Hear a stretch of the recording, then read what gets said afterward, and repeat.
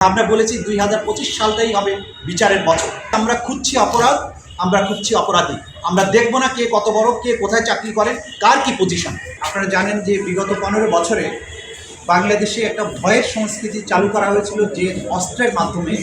সেটার নাম হচ্ছে গুম, এবং আরেকটি হচ্ছে ক্রস ফায়ার।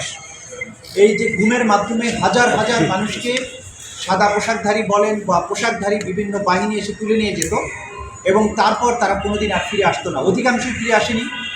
কেউ কেউ ফিরে এসেছেন যাদেরকে সুনির্দিষ্ট কিছু মামলায়, একই প্যাটার্নের কিছু মামলায় তাদেরকে আটক দেখানো হয়েছে। কাউকে গুলি করে ফেলে রাখা হয়েছে, কাউকে কয়েকজনকে স্বৈর শাসকের অবসান হওয়ার পরে, শাসনের অবসানের পরে যারা আয়না ঘর থেকে বা এই গুম ঘর থেকে তারা ফেরত এসেছে। এই যে গুমের সংস্কৃতি নামক এক ভয়াবহ সংস্কৃতির মাধ্যমে বছরের পর বছর অসংখ্য মানুষকে গোপন কারাগারে আটক রেখে নির্যাতন, হত্যা এবং তাদেরকে সমস্ত স্বাধীনতা বঞ্চিত করার যে অপরাধ, এটা আন্তর্জাতিক আইনে স্বীকৃত অপরাধ, এবং বাংলাদেশের ইন্টারন্যাশনাল ক্রাইমস ট্রাইব্যুনাল আইনের অধীনেও এটা একটা মানবতা বিরোধী অপরাধ। সেই অপরাধটা সংগঠিত হয়েছিল তদানীন্তন প্রধানমন্ত্রী শেখ হাসিনার প্রত্যক্ষ নির্দেশে, পরিকল্পনায়, এবং সেই সময়ে সরকারের যে সমস্ত বাহিনীগুলো ছিল, পুলিশ থেকে শুরু করে বিভিন্ন গোয়েন্দা বাহিনী, তারা সবাই এগুলোর সাথে বিভিন্ন এই বাহিনীর কিছু কিছু সদস্য, যাদেরকে প্রলোভন দেখিয়ে, প্রমোশনের লোভ দেখিয়ে, বিদেশে পাঠানোর লোভ দেখিয়ে, নানানভাবে পুরস্কৃত করে, পদক দিয়ে, তাদেরকে দিয়ে এই সংঘবদ্ধ সিস্টেম্যাটিক ওয়াইড স্প্রেড এই অপরাধগুলো করা হয়েছিল।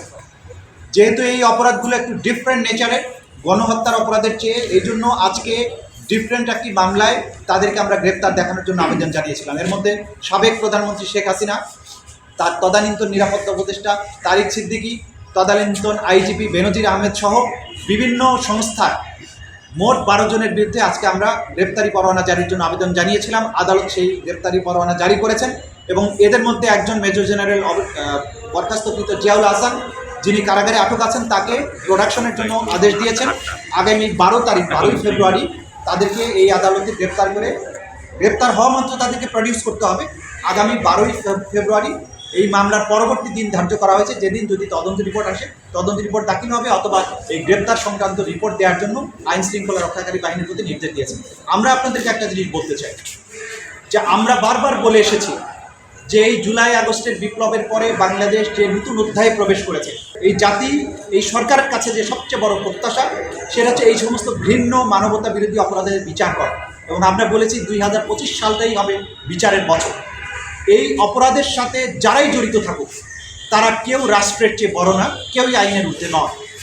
সুতরাং আমরা বলেছি আমরা খুঁজছি অপরাধ, আমরা খুঁজছি অপরাধী। আমরা দেখব না কে কত বড়, কে কোথায় চাকরি করেন, কার কি পজিশন।